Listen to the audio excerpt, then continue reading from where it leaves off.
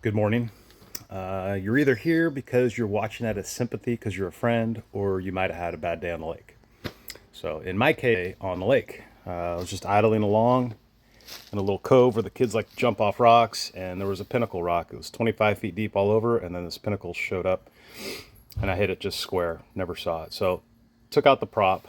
When I got the boat out of the water, I still had some, I put a different prop on, still had some vibrations. So I pulled the prop off. I put a dial indicator on the end of my shaft, actually out at the end here. And I've got 65 thousandths of run out, basically wobble, and that needs to be fixed. I'm not sure if the bend is in the taper or it's up by the strut. I'll have to pull it out and figure that out. A shop thinks they might be able to fix it. I also did some fiberglass damage up here, which I'll have to patch. The trick here is I had trouble getting the shaft out, so I'll show you my issue. All right, well, what I forgot to mention is the allowable tolerance for a shaft is about 5 thousandths of run out, and I said I was 65 thou, so shaft definitely needs to come out, either get fixed or replaced. A new shaft is about close to $1,000. This is a 2016 Centurion RI 237. This coupling, pretty typical for a lot of V-drive boats. I think it's a Borg Warner 5-inch. And I've already put this tool on here, but the shaft comes through the coupling. I pulled the nut off and usually use a press tool. And I've made my own press tools in the past. And typically, something like this is enough. You know, you can just make it out of even flat steel might be enough. That didn't do it.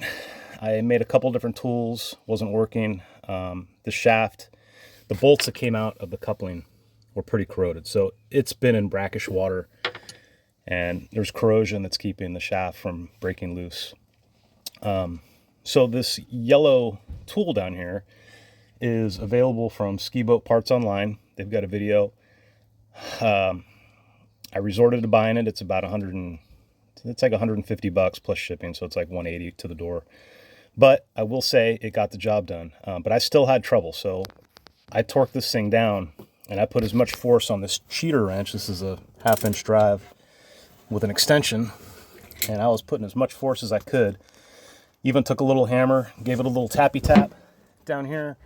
Nothing. But I put a little heat on it. And under load, just putting the heat on the one side, it broke loose. Because these bolts are going to basically... These bolts are stretched. Once you put load on there, it's basically a spring. So if you really have trouble with this, I'd say try that. Put some heat on it. God, focus, phone. And you can rotate it around, equally heat each side. Of course, you don't want to get too much heat on it. You're going to melt the seal back here on the V-drive. But it worked for me, and hopefully this helps somebody else out because I was really struggling. Oh, the other thing, this Croil is really good as a penetrant, so I did spray that about a week earlier, but I just haven't had time to work on it. So, you know, I put a little piece of tape under the shaft to let the oil pool up in there and soak in. So that Croil is really good at breaking down the corrosion. So that might have helped me as well. Anyway, this was super stubborn. So hopefully this helps somebody else out. That tool's worth it if the simple tool don't work. And then once that coupling comes off, I just got a keyway and I can pull the shaft out. And if this doesn't work, I think your other option is you basically have to get in there with a grinder or saw and just cut that coupling apart. So I've heard that in extreme, rare cases, that has to be done. And then you can pull the shaft out and you're probably at that point buying a new shaft. So hope that helps. Good luck.